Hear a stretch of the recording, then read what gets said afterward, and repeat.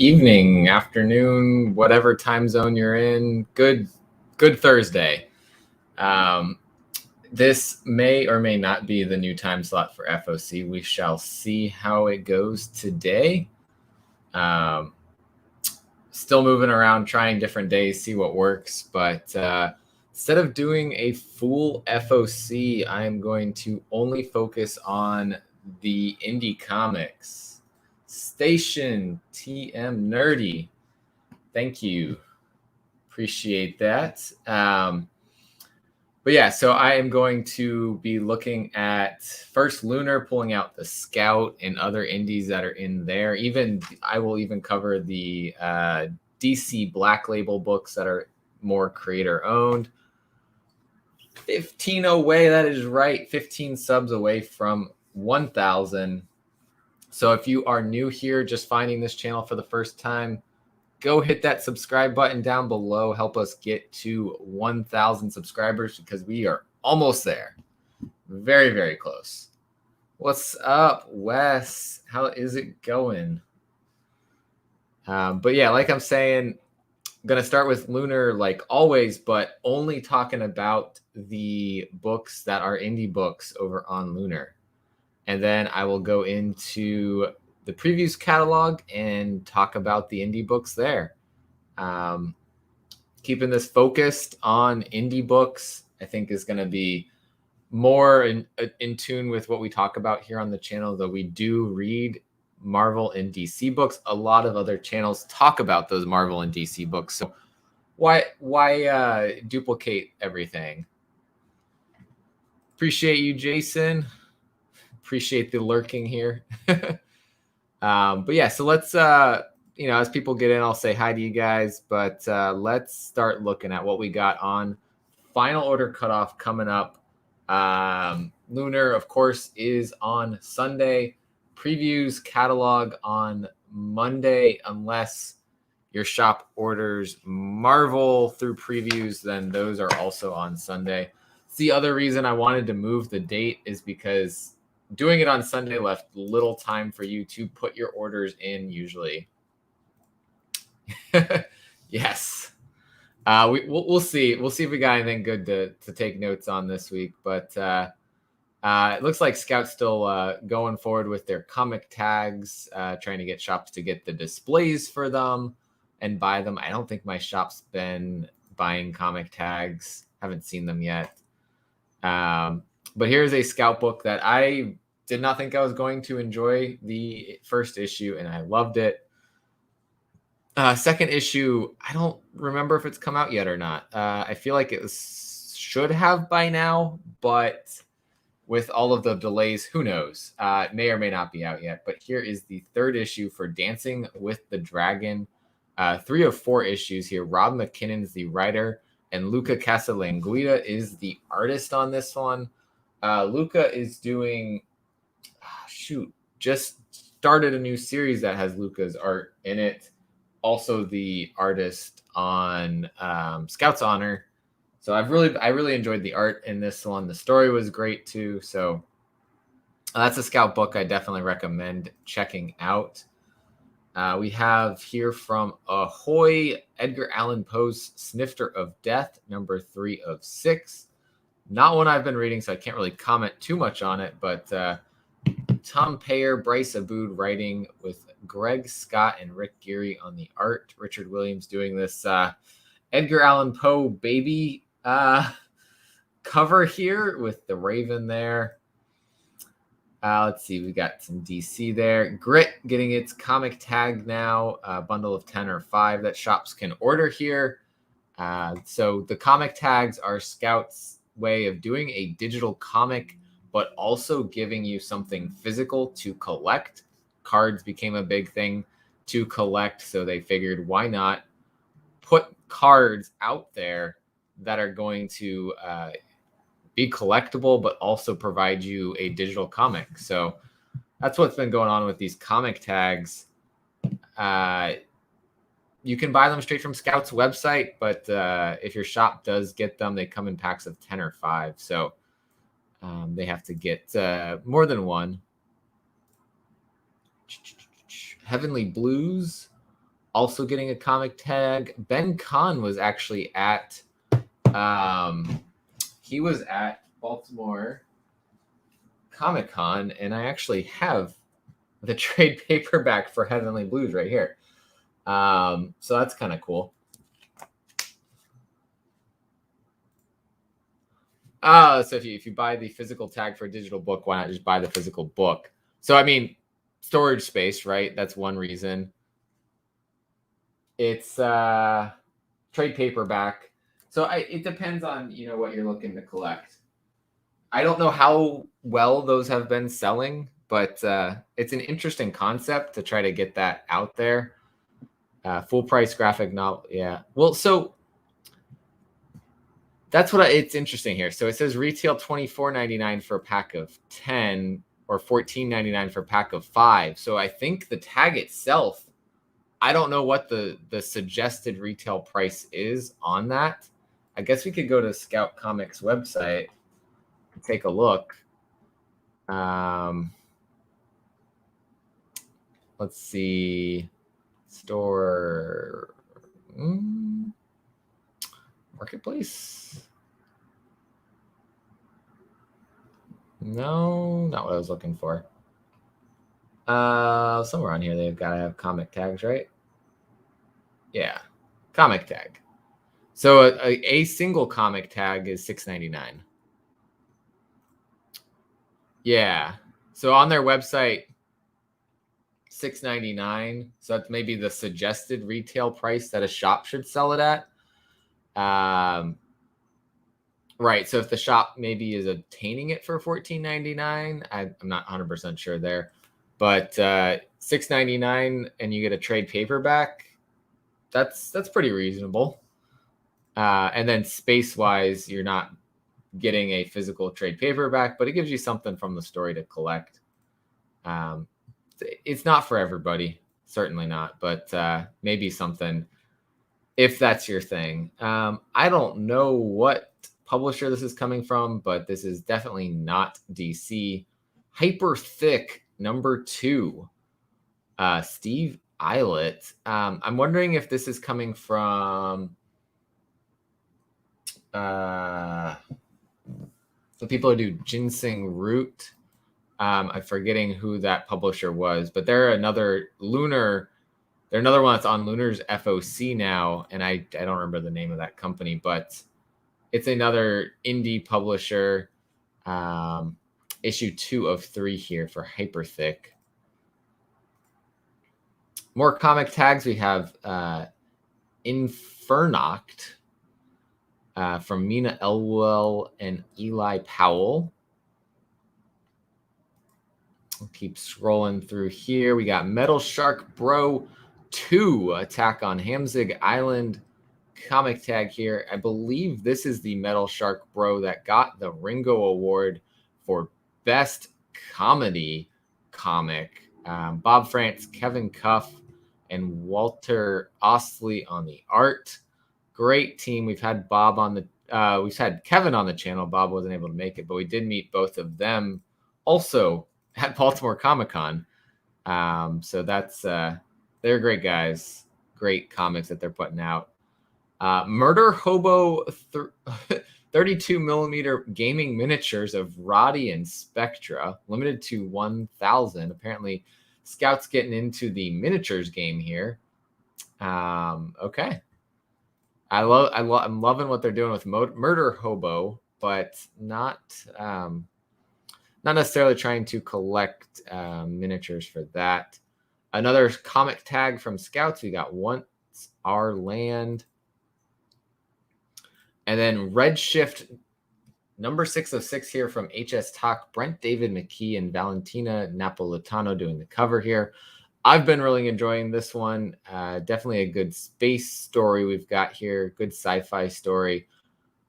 Interesting concept going on with the lack of water on Mars and the need for exploring out there into space further. Definitely getting a good take here in Redshift. Issue 4, I think, comes out this coming week. I have it from my Scout Scout Box. Yeah, issue 4 here.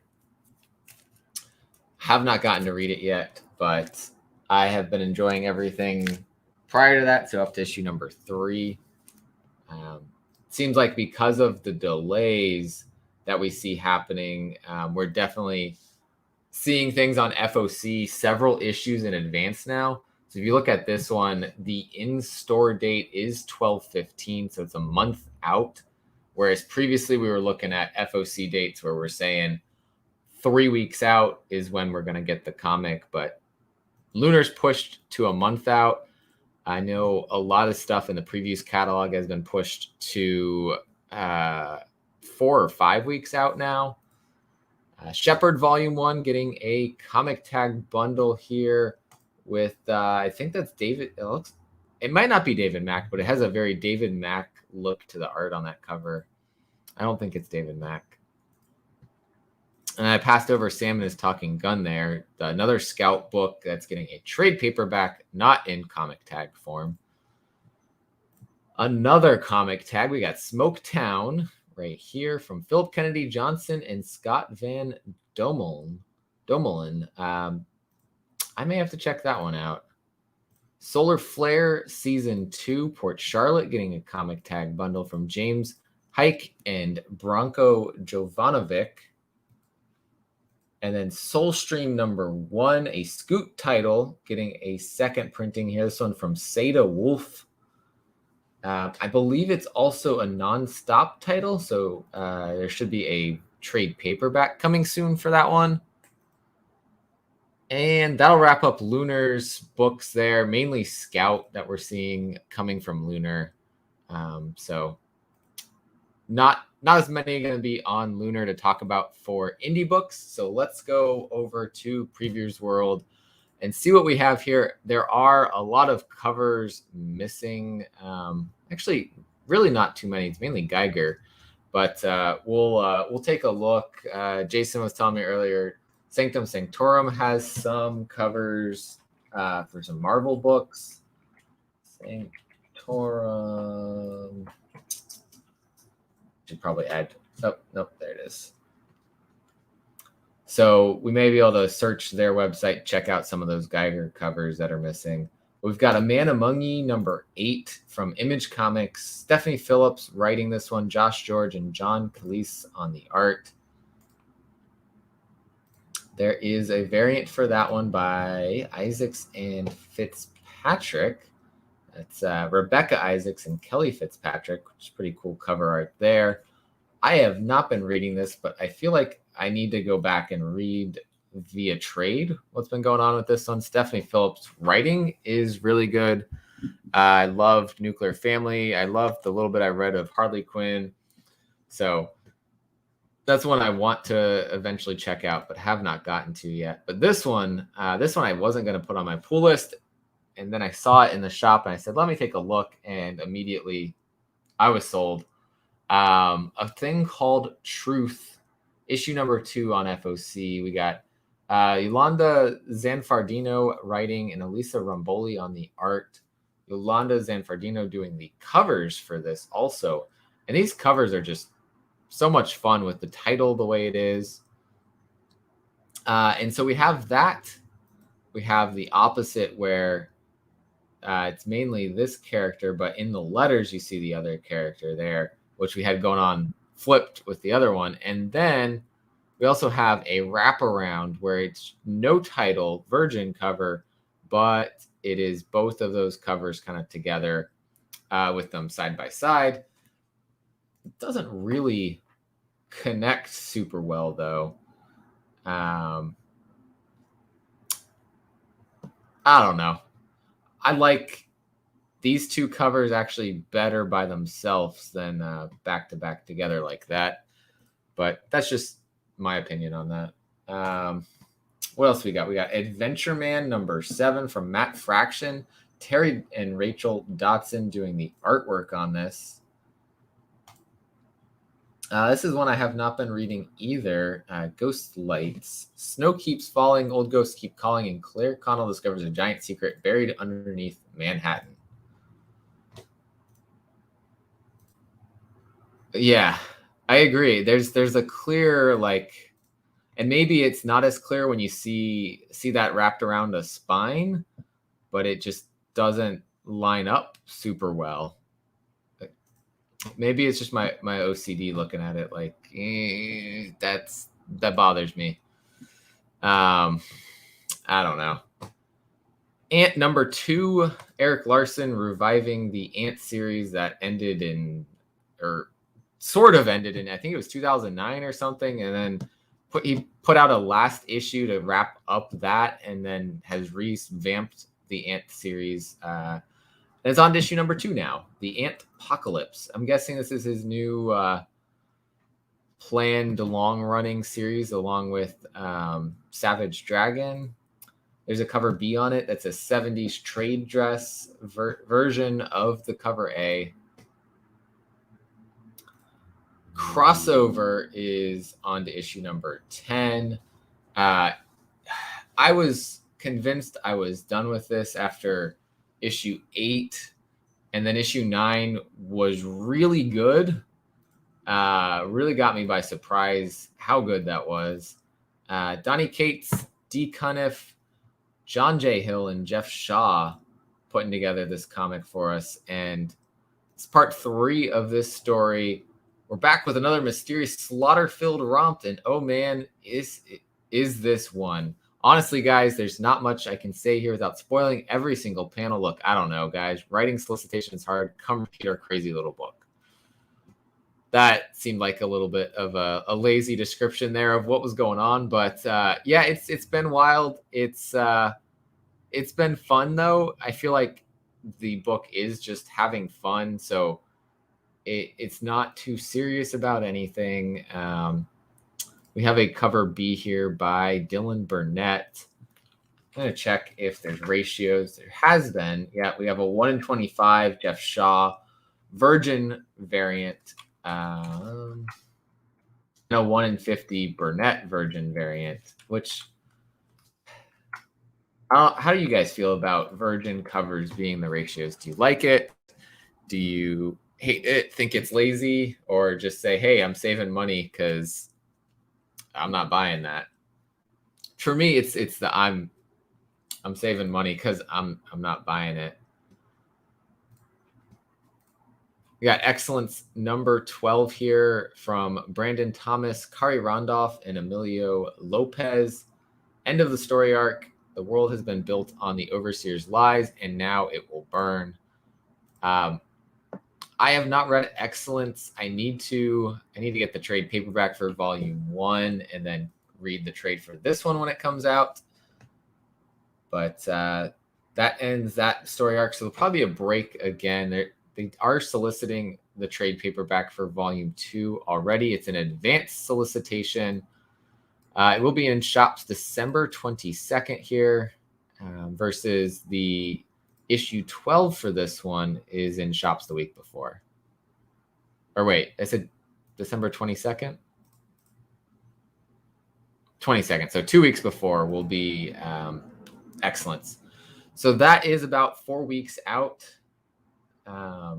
Like I was saying, that's about what we'll be looking at.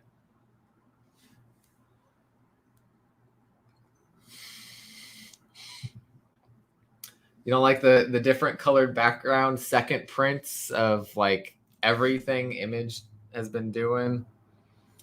That's my one complaint about reprints recently, is a lot of them are color swaps. I love new art. That's more likely to get me to buy a second print. But when they do the other ones, I know I'm not going to buy it, so I'm saving money. So it's back and forth. Geiger is back with an 80-page giant number 1. Jeff Johns, Jay Farber, Sterling Gates, Janet Harvey, Leon Hendricks III, Pornsak, I can't even say that last name, Peter J. Tomasi are all writing stories in this, with art by Brian Hitch, Sean Galloway, Staz Johnson, Kelly Jones, Megan Levins, Paul Pelletier, Joe Prado, and Peter Snesberg. Cover here by Gary Frank. 80-page all new stories featuring Geiger as well as his allies and enemies. First, in an extra-sized lead story, Jeff Johns' Brian Hitch introduced the mysterious man known as Redcoat and reveal his bizarre ties to the American Revolution, the Unknown War, and Geiger himself. Then discover secrets of the warlords of Vegas, Bonnie Borden, Goldbeard, Mr. Karloff, and more. A series of tales written and drawn by some of the greatest writers and artists today, plus the special origin tale of Geiger's favorite two-headed dog, Barney, and a preview of Jeff Johns and Gary Frank's new upcoming series, Junkyard Joe. A lot going on in this. Junkyard Joe, we got referenced during the first volume of Geiger. So that's something that they're going to expand upon and do a new series on. I really enjoyed volume 1 of Geiger, but I feel like I don't want to continue in the Geiger world. I like the story as it was. I'll see how people react to these other stories. And if there's something good, I may go and pick this up later. It does have a $7.99 price tag on it, as it is a 80-page story. And so that was the Frank cover. We have a Hitch, Pelletier, Levins, and a blank cover. So I was going to check, see if Income Sanctorum was showing. Nope. No cover art yet on those showing up, just the cover A. Sometimes they end up showing off more. So, yeah, like I was saying yesterday, I'm trying to find a new time to do FOC. Sundays aren't going to work for me anymore. And I want to get it ahead of FOC and not do it on the day that some of it's due. So we're trying this out. We're going to see if this works. I appreciate you coming in, Michael. You're never late because you can always watch the beginning later. It's the beauty of it all. Geiger was good. There's just other series I want to read more. That's what I feel, Wes. I feel you on that. I enjoyed it as it was. I'm done with it. It was nice. I don't need to continue in the world. It was good right there. And I'm sure they're going to do excellent things expanding that world, but I'm reading a lot right now. Philadelphia getting a volume 3 trade paperback. I need to start reading the Philadelphia trades because I hear such good things going on there. Yeah. Okay, I'm glad I'm not the only one thinking that. It was good, but I want to read other things more. Lady Mechanica's back with a miniseries, Monster of Ministry, from Joe Benitez and Beth Sotelo. Pretty cool cover there. I don't know anything about Lady Mechanica. I know she's had several series already, so probably one I will be passing on again. But, people get their series going, like, they've had so many series that have gone on and on, like Spawn, Savage Dragon, but not for me right now. Speaking of series that have been going on and on, we got Manifest Destiny issue 45 here. The killer cover that looks like a one-eyed King Kong fighting a dragon bat thing. I don't even know where this thing's head is. Pretty sick. Chris Dingus and Matthew Roberts putting out this series. Now that the secret of their expedition is out, the core of Discovery is at a crossroads. They may not be good men, but are they monsters?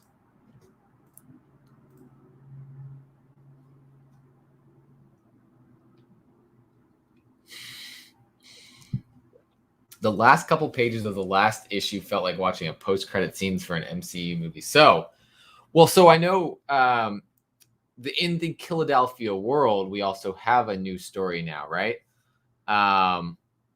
The Nina Hawk's Nightmare blog or something like that. Something along those lines. The Nightmare blog story. Was it a post-credit scenes for that, or is it a post-credit scenes for more happening in Philadelphia itself? I'm it's on my list of trades to read at some point. I still have this stack behind me of things I need to read. Yeah, Inja Binja, I feel you. I feel you, right? You know, stack of things to read. Plus this week's books, I've got a couple more to read still. Okay. Something else. I got you. Cool. So yeah, it's on my list. I also have the rest of Wicked and Divine to read. I'm on I think I've gone through volume 6 of Wicked and Divine, so I'm working my way up there. I have to finish Paper Girls too. Love Paper Girls, but I have not finished it. Sheena, what's up? What's up? Welcome in.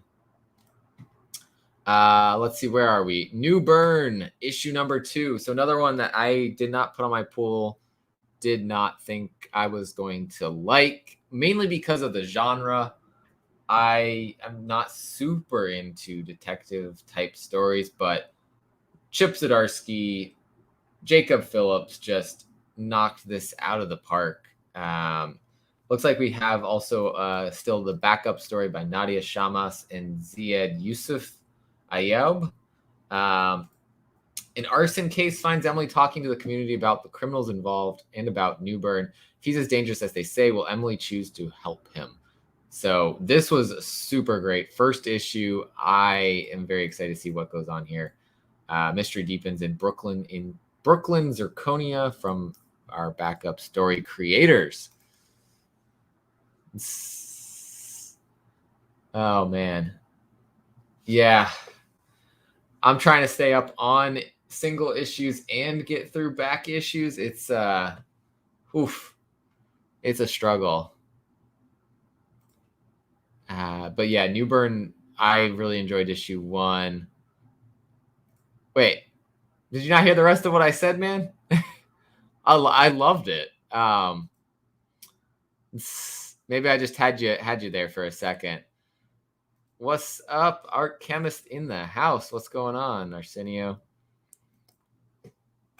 But yeah, no, Newburn was excellent. I did not think I was going to, but it's Chip Zdarsky, so of course I loved it.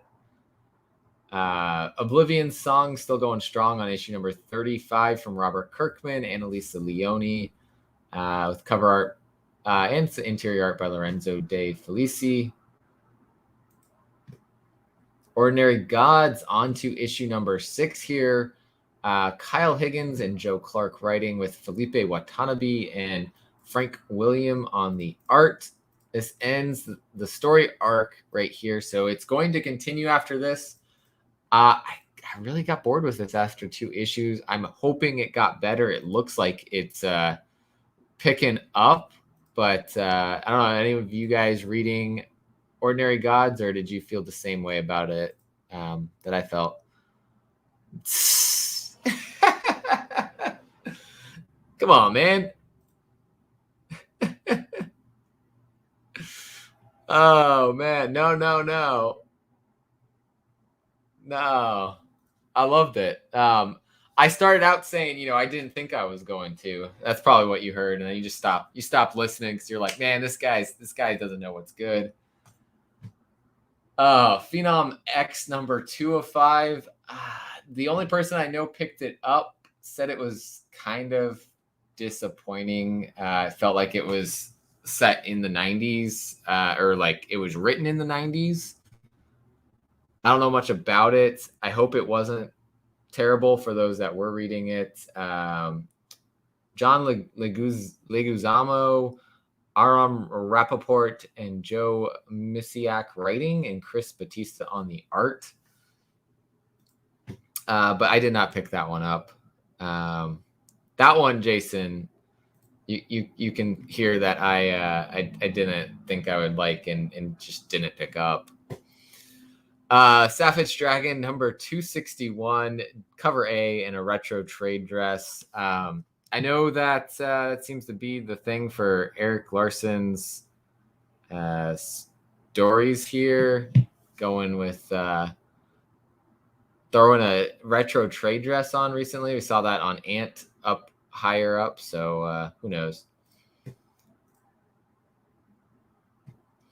Stillwater, another Chip Zdarsky story right here with the art by Ramon Perez and Mike Spicer on the colors.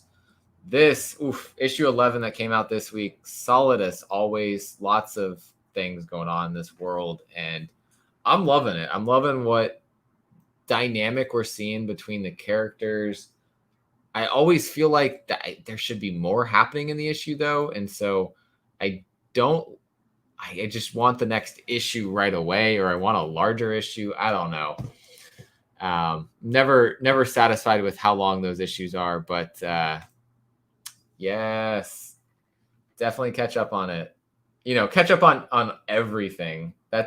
That's the issue, is we all end up watching each other on YouTube and not reading the comics that we buy. I do that sometimes. Some nights I just have to just not watch anything and catch up on my reading. What's the furthest place from here? Number 2 from Matthew Rosenberg and Tyler Boss, a double-sized second issue. So the first issue was triple-sized. Now we're getting double-sized. So probably issue 3 we're just going to be single-sized. I honestly, I really hope they say single-sized third issue. I really hope they solicit it that way. You know what? Let's find out. What's the furthest? Oh, it's double-sized on third issue too. Okay. So I'm really loving the fact that this series, so issue 1 was triple-sized and it was only $1 more than regular price. Issue 2 and now 3, it looks like, are double-sized and their regular cost. So extra story, same price. Lot going on in this story. So highly recommend this one. Very highly. I absolutely loved it. It's probably, we haven't talked about our reads of the week yet, but it's probably my read of the week. I will I'll let you guys know once we get to filming that. Later it'll probably drop again, hopefully on Tuesday, like this last week. So probably my read of the week, though. Absolutely loved that story. There is a cover B by Declan Shalvey here, which is pretty killer. Definitely going to have to pick that one up. And then, like with issue number 1 and what they're doing with all of the issues, is a deluxe 7-inch record with a special cover here. This issue has indie shredders, screaming females, and punk upstarts warriors on the vinyl there. 2 songs, it looks like, maybe. Nope, one song on each side. About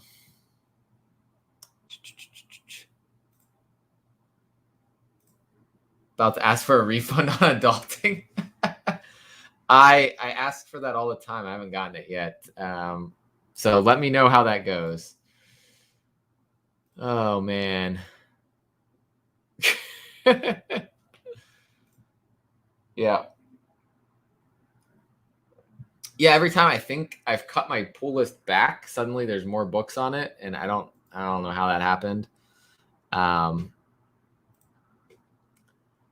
that's Image. That'll wrap that up. Let's read what we got for Dark Horse Comics on FOC this week. We've got Cyberpunk 2077, You Have My Word. Number 3 of 4 from Bartosz Dybor and Jesus Hervas. We have a variant cover for that one. We have a new one from Dark Horse here, Daisy, issue number 1 from Colin Lorimer.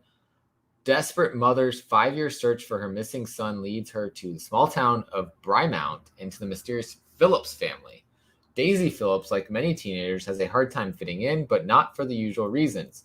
Daisy stands 8.5 feet tall and is still growing, but her troubles with ill health, daily ridicule, and custom-made clothing are only the tip of the iceberg.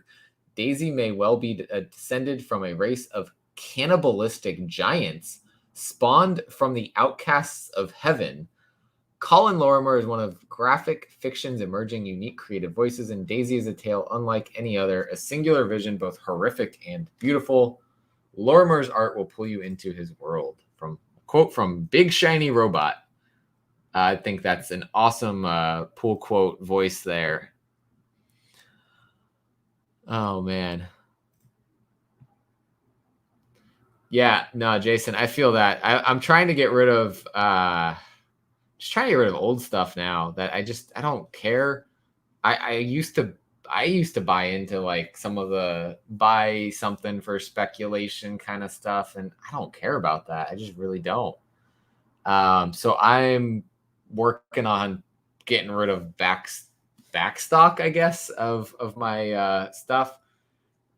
Going for keeping my indies right now, but even clearing out some indie stories that I liked, but not enough to keep. Get rid of the furniture. Oh man. Now I see if there's something I'm like, nah, I didn't ask for this. Like I got a like third or fourth printing of something thrown in my box recently. I was like, see if I asked for this, I will buy it. I don't think I asked for it. Can you check? I didn't ask for it, so I didn't buy it. Yep. That's yeah. Don't do that though. You're really gonna have some back problems if you do that. Lucky Devil getting a trade paperback. So if you missed out on reading this story, check out the trade paperback from Colin Bunn and Fran Galan. Super good story. I hope Colin Bunn comes back to this world and this idea because it was pretty freaking cool. We shall see. Canto 3 Lionhearted is on to issue 5 of 6 from David Boer and Drew Zucker. Everybody loves them some Canto. I have yet to read Canto, but I will trade read it at some point. We have a 1 in 10 incentive variant here for Canto. Roberta Ingranata and Warina Sahadua. I am so sorry. I probably just butchered those names. But those are the cover artists. I don't need that anymore.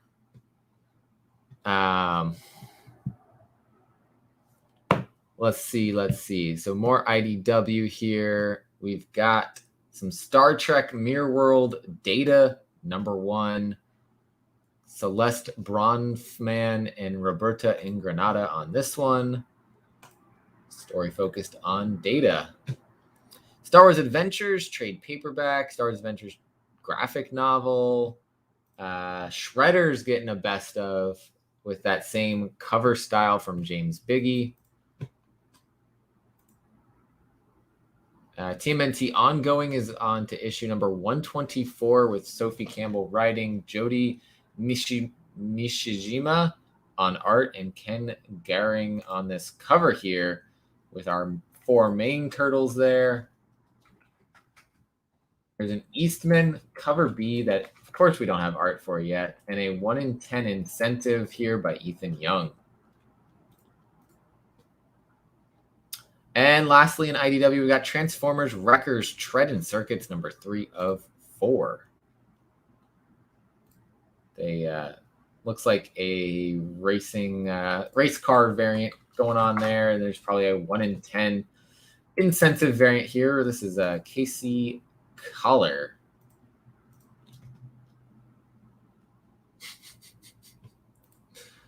Oh man, guys, cracking me up. So yeah, we're skipping DC, we're skipping Marvel because everyone else talks about those. We're gonna focus on the indies like our channel tends to do. Though hey, if you watched the last top reads video, I had a DC book in my top reads. Now, not a continuity main universe DC book, but I had a DC book in my top reads. We got Dynamite here, Invincible Red Sonja, number 7 here. Lots of covers as always. And I think this is the one, this is Jimmy Palmiotti and Amanda Connor writing right now. I actually am very intrigued by the creative teams that they have on these books currently.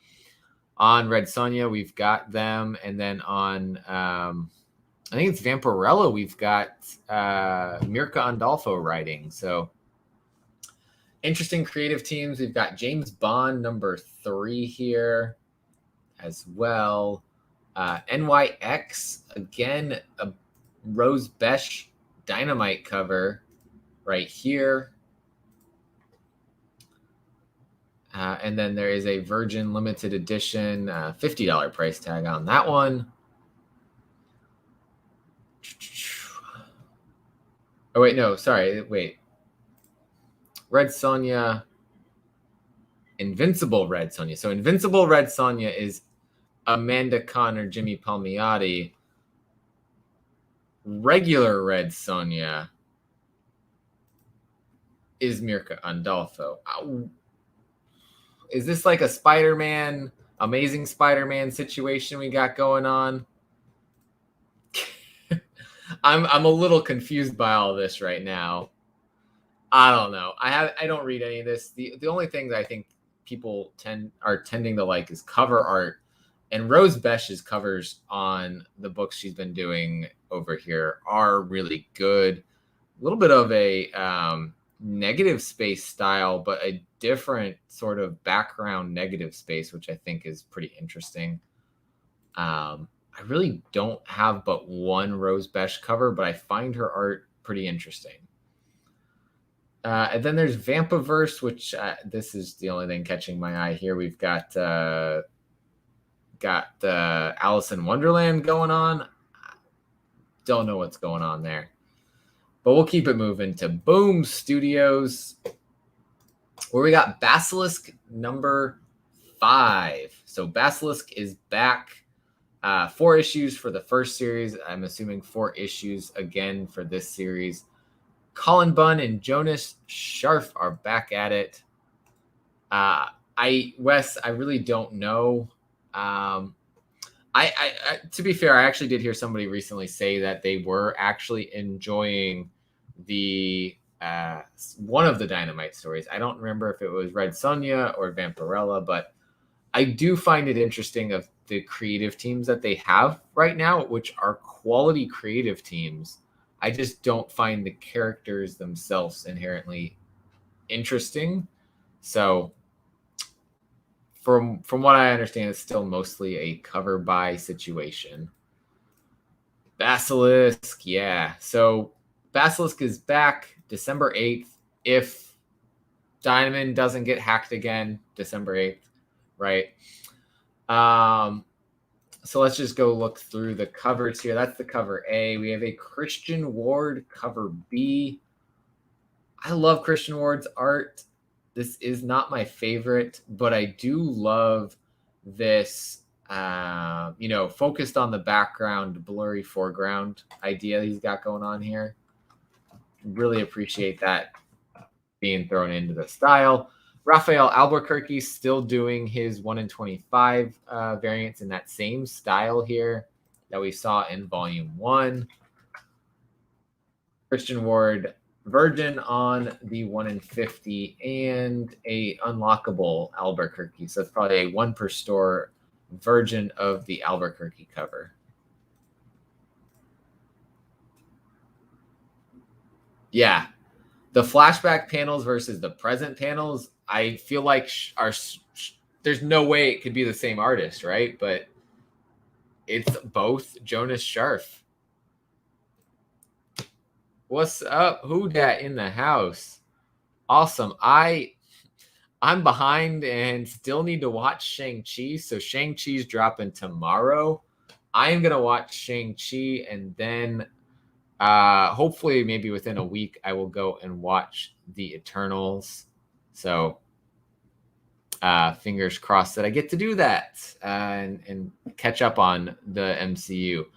I'm terrible. I know. I was behind on Black Widow and finally watched it when it hit onto Disney Plus. So I'm doing the same with Shang-Chi, and then I will go see Eternals in theaters. And I feel like people are either saying they really loved Eternals, or they thought, it was good, but they could see some of the complaints behind it. Will do. I'm not sure when I'm thinking yet, but I never know when I'm gonna do anything right now. So yeah, just let me know when you're free within like the next week or two, and I can just plan around that. A new one from Boom Studios is called Buckhead. Issue number 1's coming out here. Shobo Coker is the writer, and George Kambadias is the artist. I'm digging this art style. So what strange secrets lie in the mysterious town of Buckhead, USA? Toba and his mother, a renowned scientist, have just immigrated to the U.S., but instead of living in the big city like Toba always dreamed, they moved to a sleepy little town in Pacific Northwest called Buckhead. In the middle of the picturesque and pedestrian town, Toba discovers that things aren't as perfect as they seem.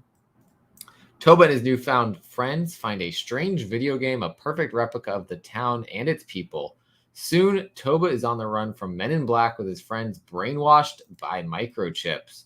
Astonishing new series from Shobo Coker from past writing Outcasts of Jupiter, and George Kambadias, The Black Ghost. Perfect for fans of Eve and Homesick Pilots. I'm a fan of both of those stories, so you got me.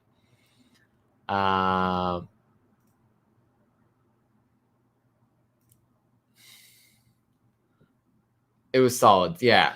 I have not seen anybody say 10 out of 10 on Eternals.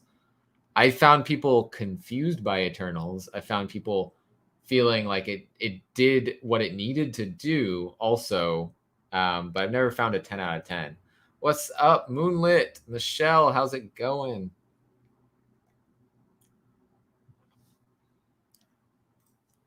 Yeah. Perfect. Let's see what else we got going on. Hold up. So we got a cover A and a cover C. So where's our cover B? What are you doing, Boom? Cover B is a 1 in 10 copy incentive ratio video game homage variant. All right, let's play Name the Video Game. I don't know. Best guess, maybe God of War? I don't know. We've got an FOC reveal variant here as well for cover C.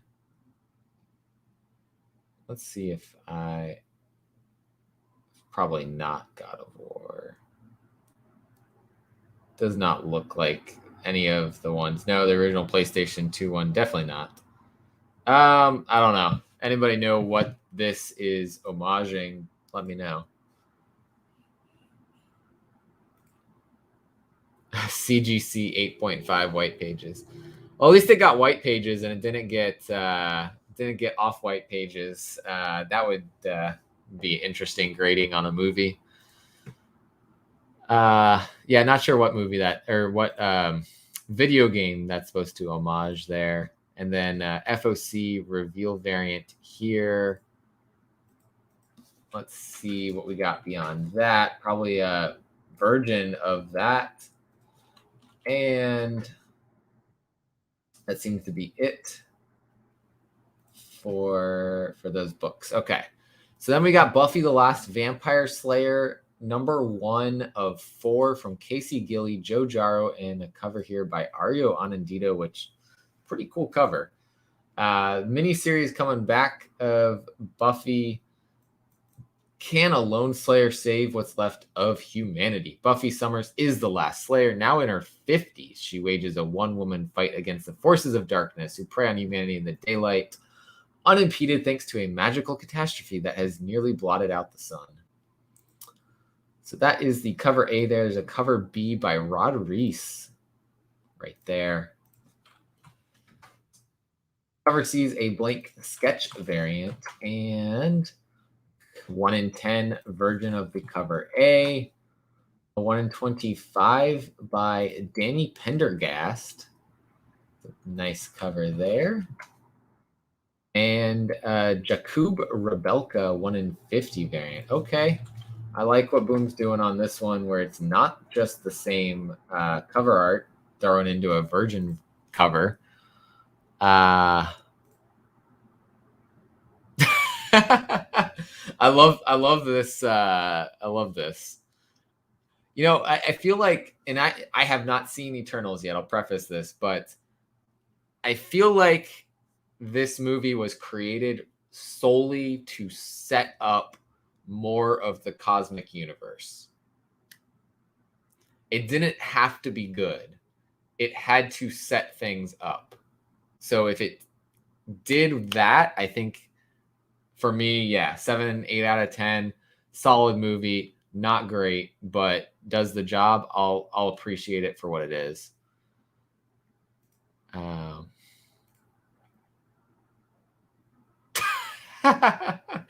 There you go. Get it a clean and a press. Oof. Are we talking an 8-0 for you, Michelle? Get a second movie with it. But I am appreciating the fact that they are not doing the usual Virgin black and white, whatever that they do. Unlockable is a Virgin, though, of the cover B. Let's see what else we got. Getting Dizzy, issue number 2 here from Shea Fontana and Celia Muscote. This is, I thought this was a Boombox book. I might be wrong, but it's on to issue number 2 here of 4. I did not pick this one up. There is a cover B by Kara McGee. Looks like just like you've got a notebook here, which is a pretty cool style there. Luna getting a trade paperback. This one from Maria Lovett. Magic the Gathering on to issue number 9. Christina Kalita has been killing these covers. I've got issue number 8 here. I'm like halfway through reading this book, and I just absolutely loved the Magic story despite having no knowledge of Magic before. Bye, Binja. See ya. Got to head out to pick my phone up. Oh, well, hopefully you get a good phone. Big setup movie, and to explain, yeah.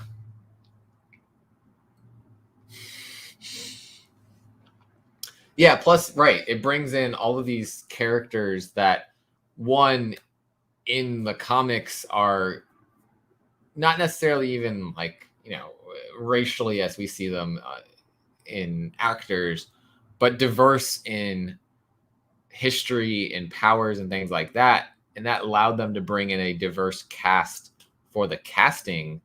I think that's such a cool thing that they're able to do with that movie. Yeah, Wes, I figured you'd be on this. I know you love Magic. And for me, I'm like, I don't know who that is, but seems like this scary bad guy. Let's bring it on, right? Absolutely loving just this as a fantasy story, because that's my jam. And this is a killer cover by Christina Kalita here. Loving it. I don't know how this will look with a trade dress on it because they haven't thrown that on yet. But if Magic fits in that top area and we got the rest of our stuff over there not covering up things, could look pretty cool. We've got a cover B here by Elizabeth Torque. I don't think we've been introduced to these characters yet. And we have some characters here that I'm not super familiar with either. So maybe we're expanding the cast a little bit. We've got the Hidden Spark variant here from Alejandro Mirabel, which is this cover or kind of sketch version, or I'm assuming the difference between these is trade dress and Virgin. Let's see what else we got. We've got the 1 in 10 from Ig Guara, the interior artist doing that variant there. We have a 1 in 25 from Jay Lee. Oh, oof. That one pops. Jay Lee does some good things with art sometimes, and that right there, I love that. I love the style there. I'm gonna have to resist buying that one. And of course, they do a virgin version of it for the 1 in 50.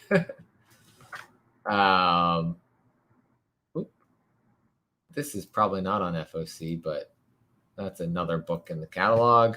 That takes us to Mighty Morphin Trade Paperback Volume 1 and Power Rangers Universe 1 of 6 with a cover by Dan Mora here. Nicole Andelfinger and Simone Ragazzoni on this story. True origin of the Phantom Ranger and what is connection to the Morphin Grid. So as with Power Rangers, we tend to get multiple variants. There's a cover A was the trade dress. Cover B is a 1 in 10 with a virgin dress on it. Cover C, a 1 in 25 from Miguel Mercado. So that's a pretty sick cover. Cover D, oof. Man, if I was a Power Rangers fan, they'd be getting me with these. Goni Montez doing a negative space variant for the Red Ranger here. And a 1 in 100 Inhuk Lee variant that really does not look like Inhuk Lee. I'm surprised. And then there was some sort of FOC reveal variant here. Derek Chu doing the cover art. So that's probably going to be good. And a 1 in 10 of that. So it's probably trade dress, virgin dress. And that will be it.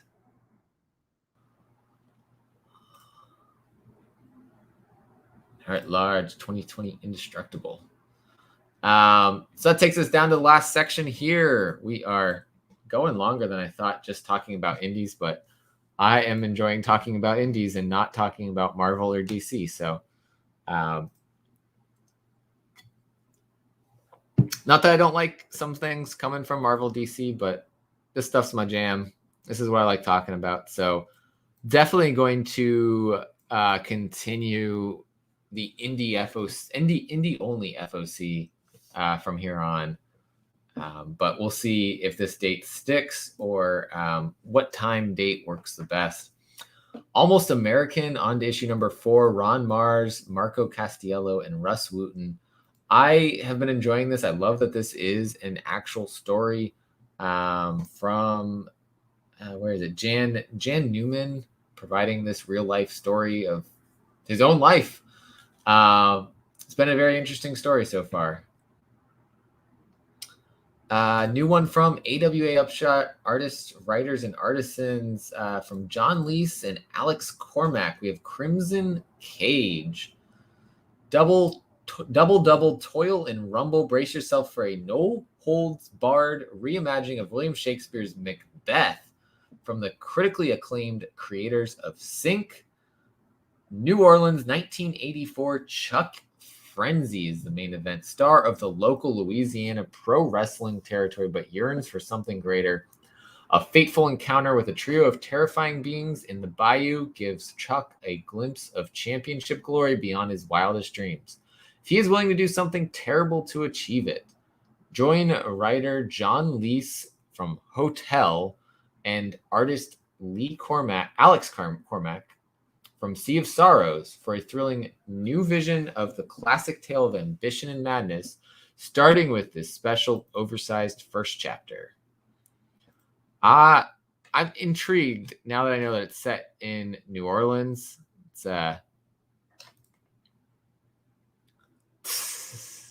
so Merritt Lodge is the one-shot kill is what it's sounding like for Magic. So a little scary to know that character could come into the story and just wipe them off the map pretty easily.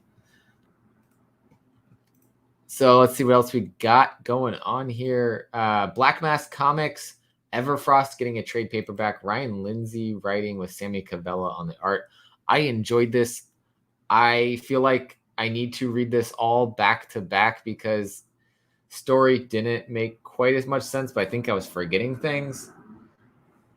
So I need to reread that back to back. I think I'll just read what I have, not go back through the trade paperback, but we'll see. Aftershock story here, Girls of Dimension 13 getting a trade paperback. I am curious date-wise. That is December 8th, they're saying, for that trade paperback. But also from Black Mask, we have Godkiller Spiderland, number 2. Number 1 must have been on FOC maybe when I was at Baltimore, so it should be hitting the store next week after. Mateo Pizzolo and Anna Muckracker. While Halfpipe and Soledad are communing with the Abyss, Dr. Herbert begins to unlock strange mysteries of Tommy's blood. This is, I think, the 4th volume of Godkiller. I started with the 3rd volume, but I read up everything prior to that, and it is a very weird and wild story, but it is so worth it. It is so worth the weirdness that's going on in it. That takes us over to Ablaze, and we have Guillaume March's Laura, number 2 here. Number 1 was good. It's definitely going to be another emotional story like we saw with Carmen. So be prepared for that. We have a variant cover here by Olivier Vatine. Let's see if there's anything else. Ablaze has been doing ratios recently. And we have a version of the cover A as well as a version of the cover B and a black and white of the cover A. So Ablaze has adapted Boom's model of variants, it seems. That's Action Lab, who may or may not be under a lawsuit, it's sounding like, for not paying their creators. Anyways, Black Mask Studios again here. We got Hecate's Will. I don't know if I'm saying that right. I added this to my pull list. Issue 1 hasn't come out yet, but here's issue number 2. Interesting. The writer and cover artist of A Thing Called Truth, Yolanda Zanfardino. I did not even realize this, but that is the writer and artist of this story here. Hecate tenaciously continues her mission of scattering graffiti stencil puzzle pieces throughout the streets of Manhattan, clueless about the growing number of enthusiastic scavenger hunters chasing down each piece of her mysterious project. Meanwhile, she's thrust into the wild dream of the rock musical's eccentric cast, all this already too exhausting for an introverted artist like her. Oh gosh. All right, that's a typo. That takes us over to Knighted number 2 here from Greg Hurwitz and Brian Reber with Mark Teixeira on the cover art here. Issue 2 of Knighted. Issue 1 just came out this last week. I did not read this. I've heard some really good things about it. Some really good takes on, that superhero vigilante trope. May have to check this one out at some point, but I can't add anything else at the moment. But yeah, I've heard some good things about Knighted. Let's see what else we got. From Aftershock here, Mother F Goose one-shot, number 1. And if you read the After Dark one-shot, there was a preview or a tale that didn't fit into this that was part of this that was amazing and has me saying, yeah, I'm gonna get this. Also, I mean, we've got the homage here going on. It is in a prestige format, so we do have that larger magazine size book here. 3 Little Pigs are gluttonous casino owners. Little Miss Muffet is a hard-nosed cop with arachnophobia. The 3 Blind Mice are ocularly impaired assassins. Puss in Boots is a feline-faced scumbag. Welcome to Mother F Goose, where your favorite fairy tales are turned into twisted characters right out of a Tarantino movie, picking up from Little Red Hood and Along Came a Spider. We will make you a promise. This is the book that will ruin your childhood. Sorry, kids. I'm all in for it. Aftershock tends to do 1 in 15, 1 in 10 variants. Here's the 1 in 10 variant, which, oh my God. Yeah, I'm going to have to get that. So not only do we have a Scarface homage, but they keeping those homages going. Yeah. I'm in on this. Seems like a cool concept.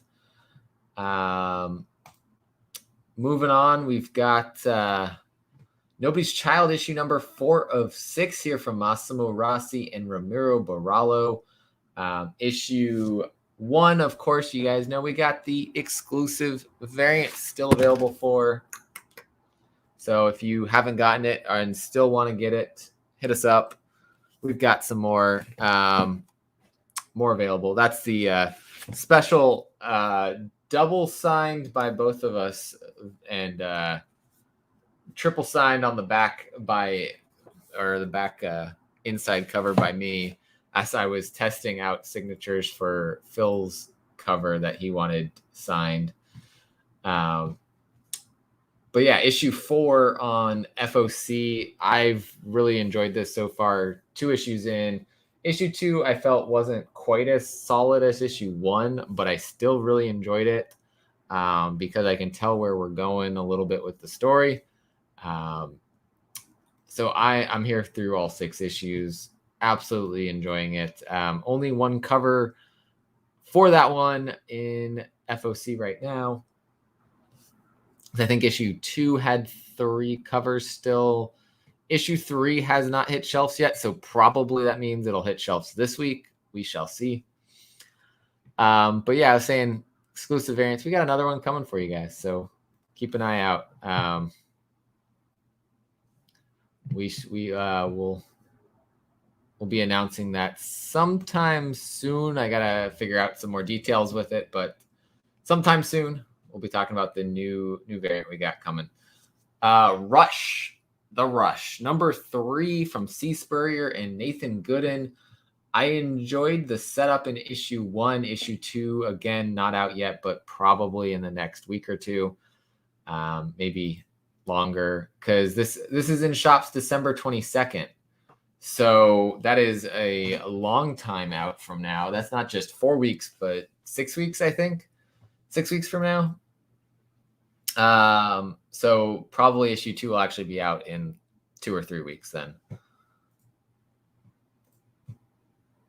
There is a Martin Simmons cover B on this as well. Martin Simmons did a cover B for issue 1, is doing a cover B for issue 2 as well. So he is the cover B artist here.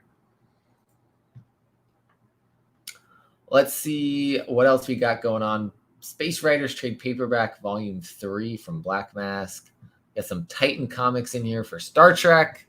We have Ablaze, Trace graphic novel Volume 3, Mass Murders. And another Behemoth book here. We got Watchdog Legion, number 2 of 4 from Sylvain Runberg, Gabrielle Germain, and Alberto Masagia on the cover here. This is a super cool cover. Keep calm and resist. I did not play Watchdogs Legion, but the book itself looks super dope. Issue 1 should be out probably like the others in the next week or 2. I have yet to look at what's supposed to come out next week. I have to do that because I will be on Team Nerd Herd this Sunday to talk about top picks. It's been a little bit since I've been on there. So I have to let Alonzo know very soon what I am going to be putting as my pick. But yeah, issue number 2 on FOC here. We have a cover B by Masagia as well. Super cool cover there. And a cover C, which is a Virgin, and it's open order. So if Virgin covers are more your thing than trades, boom, there you go. Super cool. White is on to its last issue here. Kwanzaa Osayefo and a Jamal Igle with dope covers, as always, by Kari Randolph. Again, since the whole series, they did this limited to 2,500. If you don't get the first print, there will be second prints. There's been second prints on every single issue so far, and I don't see that stopping anytime soon unless there's no demand because people got tired of waiting for second prints. I'm not sure, but I've been really enjoying it. I think issue 5 should be out next week, maybe. Another one that we're waiting on the next issue for. Been enjoying it. What's going on, Marshall?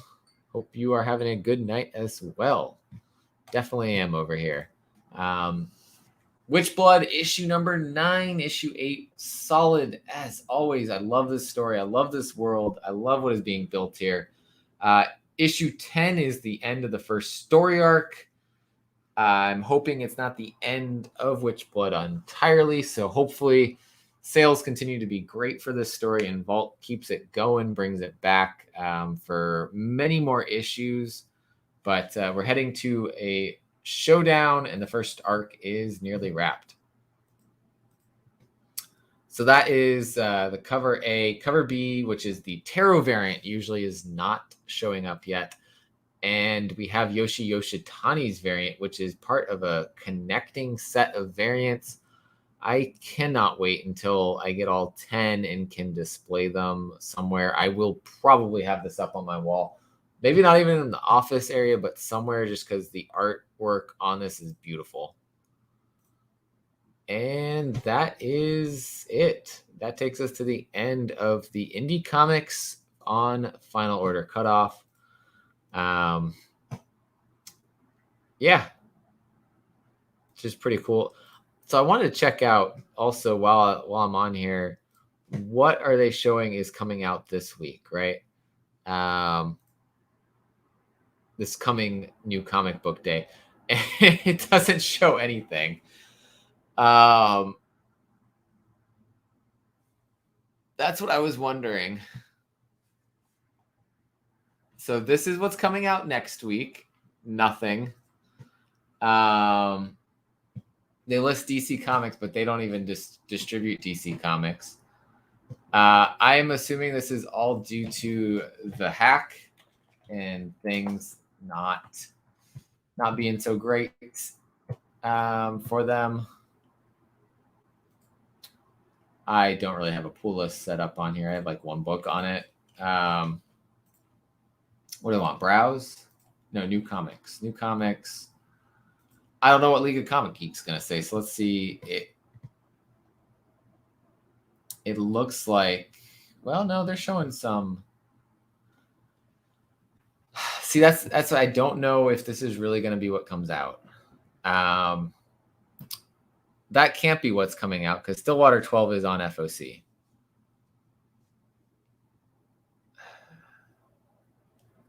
Anybody has an idea of a more accurate source than League of Comic Geeks or the Previews World website, please let me know whether this is in the chat if you're live right now or in the comments later, because I do want to know a good way to figure this out to spread the word for everyone a little bit better. I hope this is coming out this week because I think this is Ram V writing. Yes. Can't wait to check this one out from Vault. So I hope that is coming out this week. This is clearly, oh, sorry, it moved. I was like, it's clearly wrong because Venom already came out, but there are definitely things that are wrong on here. Nice House on the Lake. Hopefully that's coming out. Issue 6 is the end of the first arc. And I believe that it's taking a break till March or May. Not sure which. Dark Ages. Yeah, so I don't know. I don't think this is entirely accurate, but it may be. May have some things right on here. But it's not reassuring when you go to Previews World website and there's nothing listed for what's coming out next week. Usually by now we have everything listed here. But I wonder. So there's a PDF here. Let's see what this shows. Page not found. Text. Yeah, that's a big nothing. Okay. So, from my understanding, probably tomorrow was when they were supposed to get things fixed from the hack. That could be why we aren't seeing it yet. But I will have to see what happens tomorrow and let you guys know if there's something that I notice happening here. But my shop told me that potentially next week they might not have Diamond comics coming in. This week they got them. And I know there were shops like shops in the Northeast, especially. Copy 801 said his shop didn't get anything from Diamond. And then I know Comics Kings, Brandon's shop, didn't get anything from Indies as well. So probably the Diamond orders. Yeah. So I wouldn't necessarily say the website's having an issue. I think what's happening is Diamond doesn't know what they're going to be able to say is being released yet. And so the website is just not showing what's coming out next week. Bye, Sheena. Thank you for watching. See you later. No worries. But yeah, so it's the okay, yeah. Jason also said same. Didn't get the maybe no books from Diamond for the next couple weeks. Oh, so that I hadn't heard. I had heard potentially this next week they would not be getting anything. And my shop actually orders Marvel through Diamond, so we might just be getting Lunar next week. I don't know. And if this is accurate, then I will be reading Batman next week. And maybe I'll read the Gardner one shot if I'm getting nothing else. If this is accurate, I'd have to check Lunar to be sure.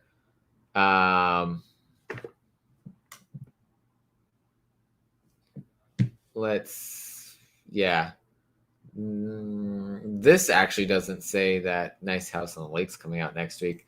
This does say Nice House on the Lake's coming out next week, so I don't know. There's a second sight book that may or may not be coming out next week. I know this isn't coming out next week because 4 hasn't actually hit the shelves, I don't think. So it's a mess. The world's a mess right now. Comic releases are a mess. Yeah, so that they probably get Marvel from Diamond then. And so anything coming from Diamond this week for a lot of shops, not all shops, because my shop did get their Diamond stuff in, but a lot of shops aren't getting anything from Marvel or Image or any of the other indies because they order them through Diamond. I don't know. Here's hoping to a resolution to all of that soon, but we'll see. We'll see what happens. I don't know what this is, but that's a cool back issue number 132. Talking about Wolverine. All right. Well, anyways, I'm not going to keep this going for too much longer. We've talked about Final Order Cutoff for the week. That was our goal here today. Just interesting. I wanted to see what was going on with Diamond while I was on here with you guys. So who knows? Who knows what new comic book day next week's going to look like? I don't. I don't think anybody does. Maybe Diamond doesn't even know. At least we'll have DC. Looks like. So I might have 2 books to read next week. Because they don't look like they're saying Nice House on a Lake next week. Nope, they are. Here we go. Yeah, Nice House on the Lake, number 6. Okay, got that. And then we got our Scout books from DC coming in, right? Or from Lunar. Scout books coming from Lunar, which Redshift number 4, thank you, not Redshift number 5 is coming out.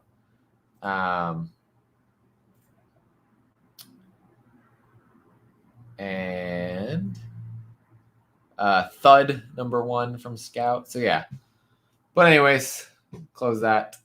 So I don't keep scrolling through it and finding new things on it. That's it. Final order cutoff, of course. Just as a reminder, due on Sunday for orders coming to Lunar. Due on Monday for orders coming to Diamond.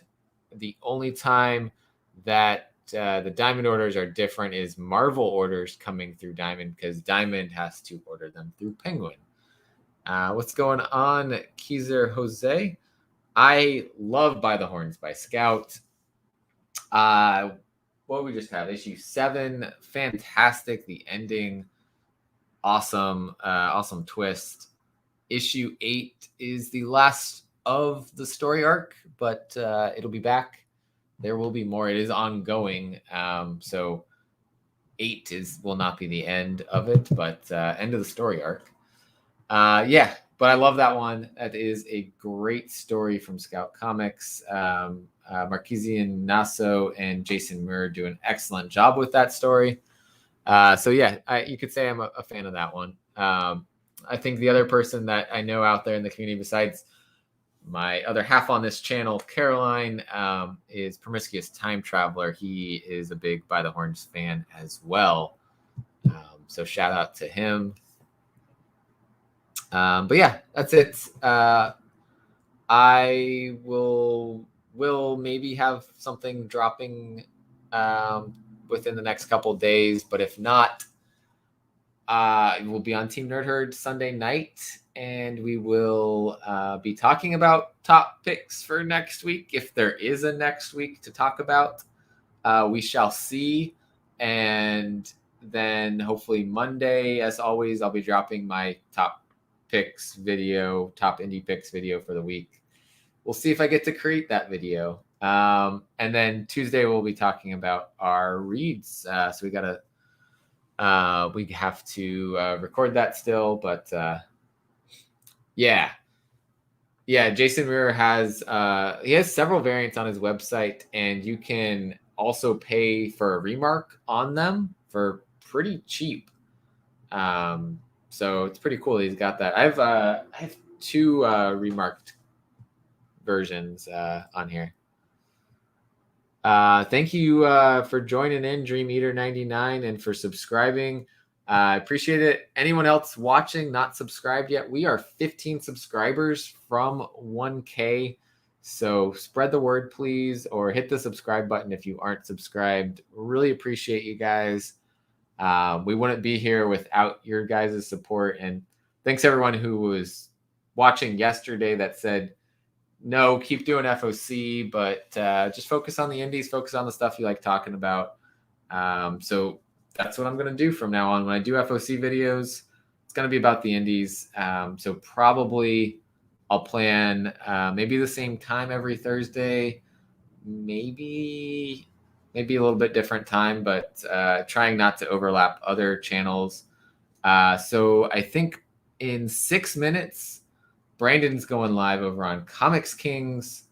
And then I don't know who else is on tonight. The Tag Team Thursday, I don't think has happened in a while. So I don't think any of them were live today. But yeah, go over to Brandon, Comics Kings YouTube channel, and go check out what he's got going on tonight. All right. I will see you guys